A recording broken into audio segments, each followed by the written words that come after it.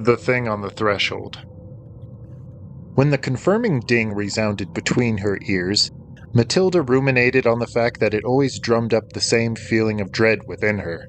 Why, she couldn't rightly say, but she likened it to the dread she felt on her own, knowing that she woke up every day with no prospects or new leads to carry her down the road toward career success and a family. The ding in her head was a reminder of that ticking clock in her life, that she was gifted with one more day to make a connection, but the system in the receiver in everyone else's skull would prevent her from ever progressing. Something was different about this day, Matilda could be sure. Looking around at the graveyard shift reception desk and computer monitor set up in front of her, with all of its security camera postage stamps, told her that it was just another night and another dollar.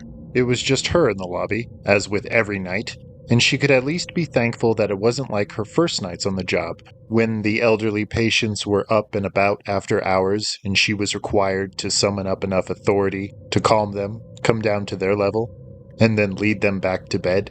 Once she proved to herself that she could do the hard parts of the job, the patients stopped leaving their beds at night. Or maybe they didn't trust her and were afraid of confronting her in the night.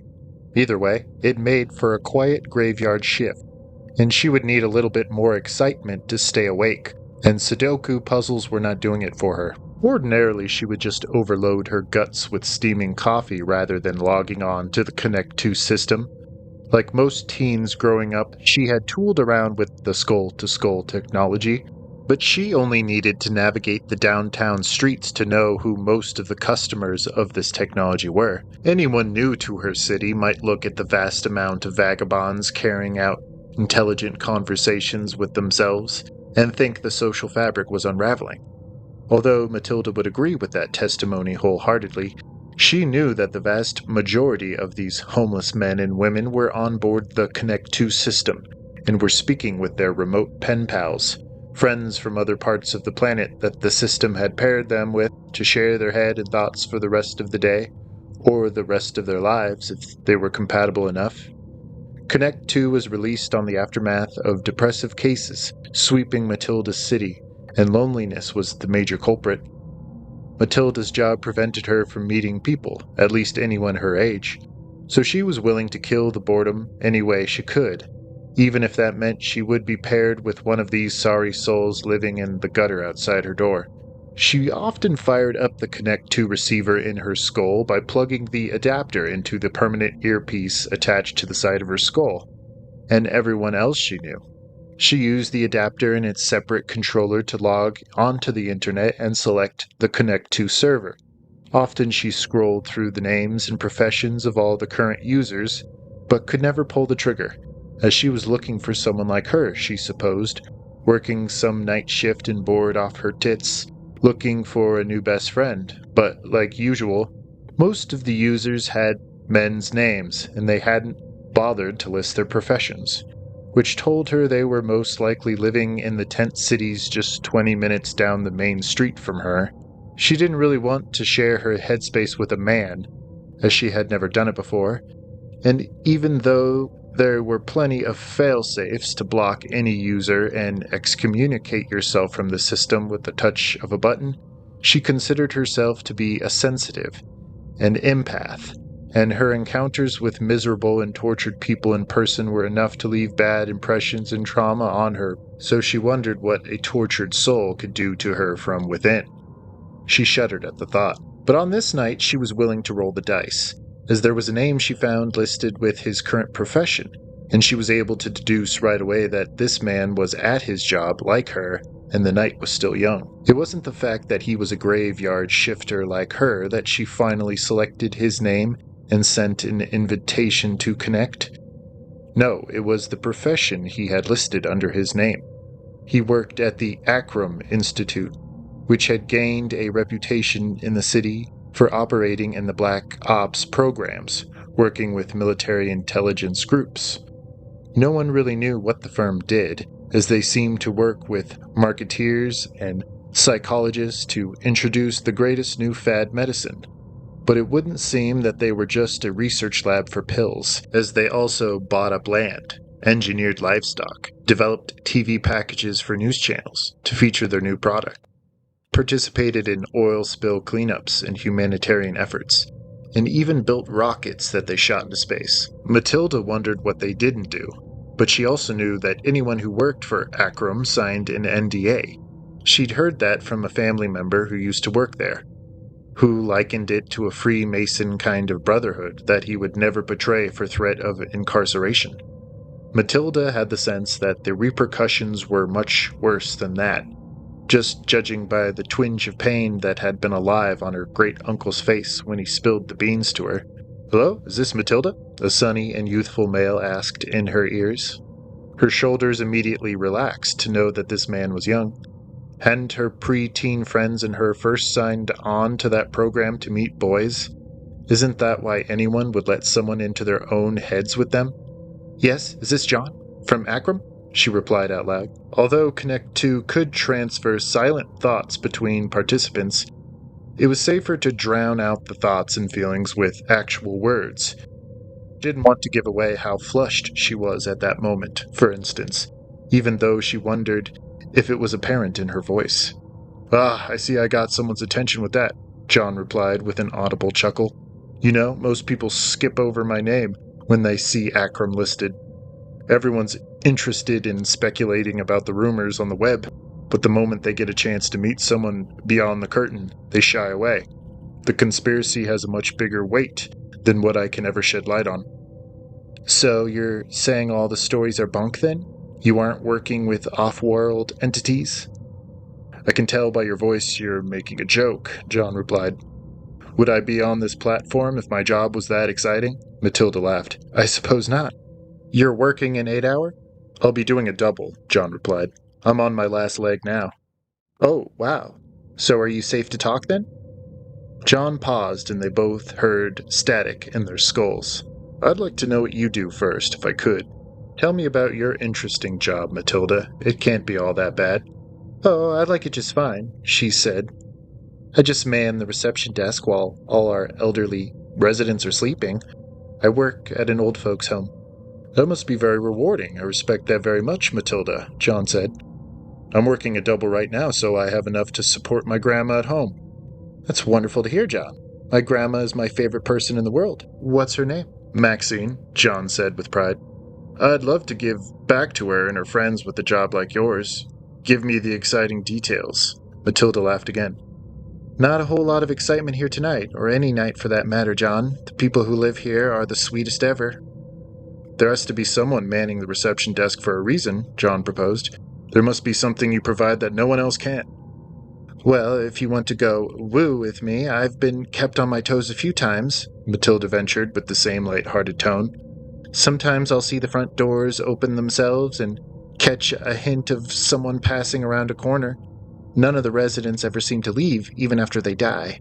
I kind of treat them as our secondary clientele. So I'll wave and greet them when the front doors open by themselves.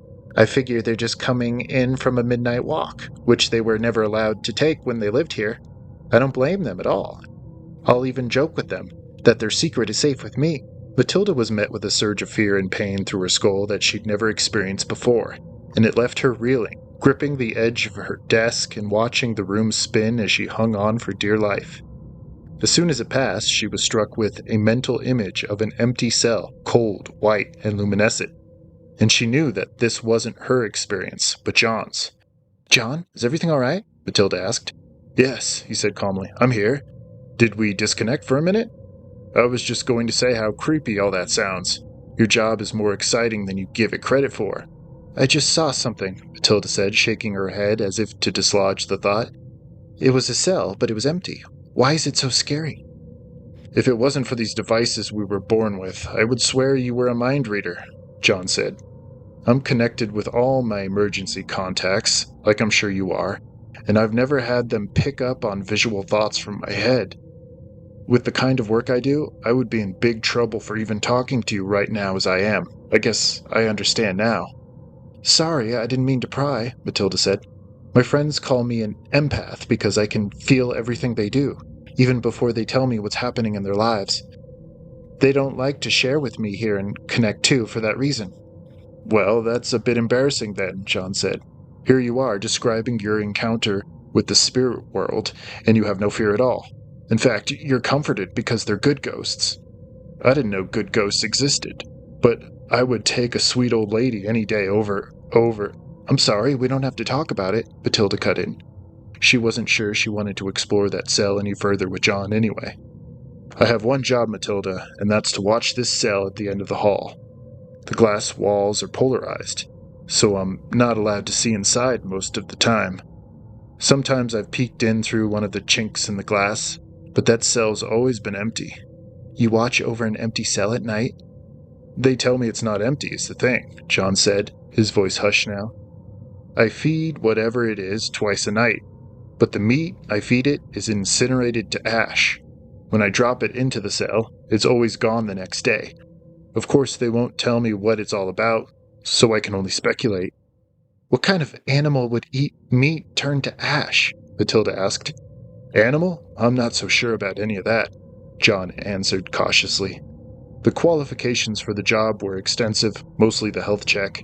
I had to be at exceptional health. They won't hire anyone over the age of 40 to work on the floor, and I can only think it has something to do with the meat. The steaks I'm provided here are raw, and even in the fridge, they rot faster than normal. Anything that's already dead rots much faster here. I killed a fly once and watched it shrivel and flake away to nothing, right in front of my eyes. What could it be? Some experiment? I don't ask questions like that. Not around here, Matilda, John said. But I don't think it's alive. At least in the sense that we're alive. How can that be? Says the girl who just told me doors open on their own in her place of work, John shot back, and he wasn't laughing this time. It's the same reason you know your midnight visitors are friendly ghosts. I look at that cell and at the gray hairs on my head, and I don't think it's anything good. As soon as he finished saying that, Matilda yelled out when the automatic doors slid open in front of her desk, stalling there a moment for the unseen visitor to step beyond the sensor, and then pushing closed again. Something wrong? John asked. Matilda stared at the welcome mat, unsure whether she should laugh or spring away from her desk and through the same automatic doors. Don't tell me you just saw something, John cried excitedly. The doors just opened, Matilda heaved. Usually it doesn't surprise me that much, but the fact that we were just talking about it concerns me a bit. It's like they're listening. I guess that's my fault then, John began. Maybe I should... He was cut off by a bang that set off a series of curses on the other end and loud footfalls down the hall. Then silence. John, talk to me. What happened? He was breathing loudly now, and those waves of fear were fresh, weighing down Matilda's head like torrents of water. Yes, Matilda, I just got startled is all, John said at the tails of a deep breath. One of the office doors just banged open here. I've never seen that in my life. And whatever just walked in, I felt a cold wind go past my desk, going down the hall, and I had to run the other way. Down the hall, you think? I wish I had your same conviction, John said. You can watch a door open and know it's one of your residents, but here, how can I trust anything I can't see? Matilda found that she was still staring doubtfully at the welcome mat in front of the front doors, somehow aware that she was still being watched. And it didn't feel friendly, not this time. I don't know if I could ever be sure, Matilda breathed. I just assumed, but... Oh God, John cried. The polarized glass, it's gone, I can see inside. What? What's happening? Matilda was standing upright now. Hold on, more scuffling feet. Good Lord, it's freezing, Matilda. Does it get cold like this for you? Before Matilda could respond, she heard a loud click, and there was no ignoring the sound of a large and sticky door swinging open. John screamed then, and the sound of the opening door receded as he no doubt sprinted to the other end of the hall, his footsteps thundering against the wall. Matilda felt sick to her stomach, and she doubled over, smelling the rotten meat in her nostrils and listening to the man's loud wheezing in her ears. Your ghost, John screamed. It opens doors, not just the lobby ones. What? My ghost, what do you... It's open, he yelled, still running, still hyperventilating. Then the loud alarms cut off the rest of the background noise, and when Matilda closed her eyes, she could see the red lights flashing from the bulbs in the ceilings. An old lady? John shrieked. She's laughing at me. Jesus, she's in here with us. Don't you hear her laughing? Grandma Max, she's screaming. Don't touch her. A loud door slammed on the other end, muffling the sirens, and the sound of echoing footsteps told Matilda that he was running down a stairwell now. And what replaced the alarm sounds were clearly the wicked laughter of a woman. somewhere riddled in the static of the Connect 2 device, and the far-off screams of countless elderly men and women. And was that her own grandma she was hearing now? She heard an actual moan down the hall from her, from one of the closed rooms, and she rounded around the desk to poke her head down the dimly lit passageway. As soon as the moan came again, but from a different source across the hall, Matilda heard John squeak to a halt on his rubber soles, screaming at the top of his lungs as something loud cracked and something else spilled across the floor. Before the connection between both of their skulls was severed with the same audible ding that connected them, Matilda saw an image of the olive-eyed beast, no longer invisible and very solid. It was there on the final step of the stairwell, albino-skinned, hairless, and hunched forward on long appendages that ended in blade-like claws. Its pumpkin-shaped head reared up in her mind's eye, seeming to recognize that there were two of them sharing that head. And when its claw shot forward to extract John from his own skull, they went scratching around in there for her, but she had already evacuated, ripping the earpiece from the side of her head in a torrent of warm blood. Bursting into the nearest room, the moaning had changed to blood-curdling screeches, and before Matilda could press the emergency button on the wall and call in backup, the old man in the bed had already noticed her and pointed a gnarled finger at the farthest ceiling corner. She could see the albino thing dancing in the man's wavering, bulging eyes, so she didn't have to look up to know that they were no longer alone. It was ready to feed, but perhaps not on her bones. She could only hope there in her last moments. It fed on things that were already dead or near death. Then she looked down at her shirt front, at the bright red stain spreading there from the wound in her ear, and she knew she was already there. She breathed to herself in the end and looked up at the olive eyes and open oval of a mouth, sucking up the dead air, dust, and skin like a vacuum, and knew that she had brought it there, and it told her in her mind that it would feed on her last, even as its claws still dripped with John's crimson lifeblood, smearing against the ceiling plaster as it readjusted itself for purchase on its perch. Matilda thought she could hear the screams in her head.